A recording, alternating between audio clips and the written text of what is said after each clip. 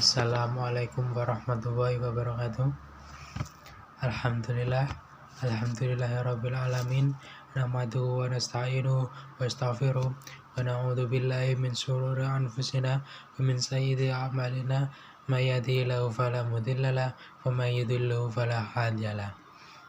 Asyhadu an la ilaha illallah wa asyhadu anna Muhammadan abduhu wa rasuluh.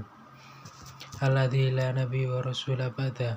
Allahumma sholli ala Muhammadin wa ala alihi wa sahbihi wa min tabi'ahum bil ihsan ila yaumiddin. Dalam kesempatan kali ini saya akan menjelaskan sedikit tentang surat Al-Baqarah ayat 221 sampai 227. Dalam surat Al-Baqarah ayat 221 dijelaskan, bagi orang Islam haram menikah atau menikahi wanita kafir dari kalangan agama Majusi, komunitas atau penyembah berhala, dan wanita muslim pun diharamkan secara mutlak menikah dengan laki-laki dari kalangan ahli kitab atau orang kafir dari kalangan non-ahli kitab diantara. Lalu dalam ayat 222 dijelaskan, dalam ayat ini Allah menjadi akhir dari larangan nakhaudi. Istri yang sedang haid itu adalah saat ia telah bersih dari haidnya, dan Allah tidak menjadikan akhir dari larangan tersebut setelah lewat suatu hari, suatu malam, 3 hari, 3 malam, atau setelah lewat 15 hari. Maka ia menunjukkan sebab berlakunya hukum yang berkaitan dengan haid itu tergantung pada ada atau tidak adanya haid. Oleh karenanya, kapan saja haid itu muncul, berlakukanlah hukumnya, dan kapan saja haid itu berhenti, maka hilangkanlah hukumnya. Disebutkan dalam Sahih Muslim, sesungguhnya Nabi berkata kepada Aisyah yang sedang haid padahal ia sedang berihram umrah, lakukanlah apa yang dilakukan oleh orang berhaji selain tawaf di Ka'bah sampai engkau suci dari haid. Dan pada surat Al-Baqarah ayat 223 jelaskan, istri ibarat ladang, maksudnya rahim perempuan bagaikan ladang, tempat menebur benih-benih turunan. Syariat agama tidak akan mencegah atau membatasi apa-apa tentang kenikmatan yang akan dicapai oleh seseorang dalam menggauli perempuan selama ia dalam mencampurinya itu menginginkan turunan yang baik. Tetapi syariat agama memberi tuntunan yang baik tentang persamaan hingga benih yang ditaburkan itu terpelihara dan tumbuh dengan baik, dan terpelihara pula kesehatan kedua pihak, suami serta istri. Dan dalam surat Al-Baqarah ayat 224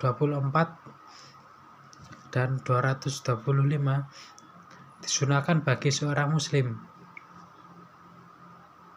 jika ia bersumpah akan meninggalkan suatu perkara di antara perkara-perkara yang baik, agar ia mengerjakan kebaikan yang ada ditinggalkannya dan menggugurkan sumpahnya, sebagaimana dari Rasulullah, beliau bersabda, jika kamu mengucapkan suatu sumpah, kemudian kamu melihat suatu yang lebih baik dari itu, maka lakukanlah perkara yang baik tersebut, dan tebuslah sumpah yang telah kamu ucapkan dengan kafarat.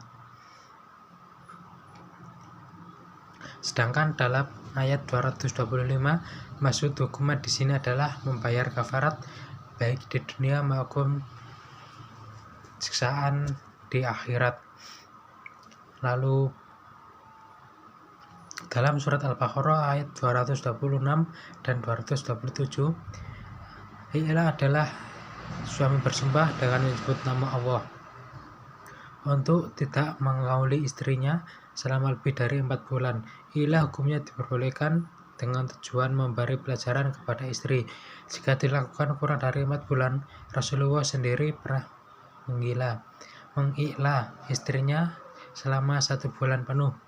Ilah haram dilakukan jika dimaksud untuk menganiaya istri dan bukan dimaksud untuk memberi pelajaran kepadanya. Adapun ketentuan hukum mengenai ilah adalah sebagai berikut. Jika masa ilah yang 4 bulan itu telah habis dan suami tetap tidak mengoleh istrinya, maka ilah berhak meminta kepada suaminya kembali lagi kepadanya atau menolaknya di hadapan hakim. Jika suami yang mengilah istrinya tidak berhenti dari mengilah dan ia tidak menolaknya, maka hakim yang memutuskan talaknya dengan tujuan untuk menghindari mudorot.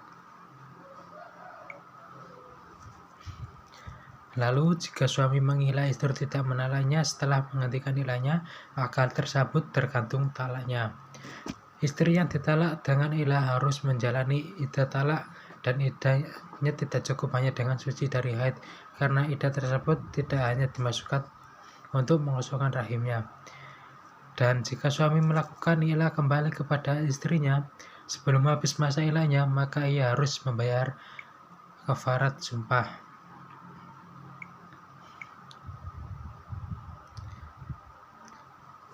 Sekian dari saya, semoga bermanfaat. Wassalamualaikum warahmatullahi wabarakatuh.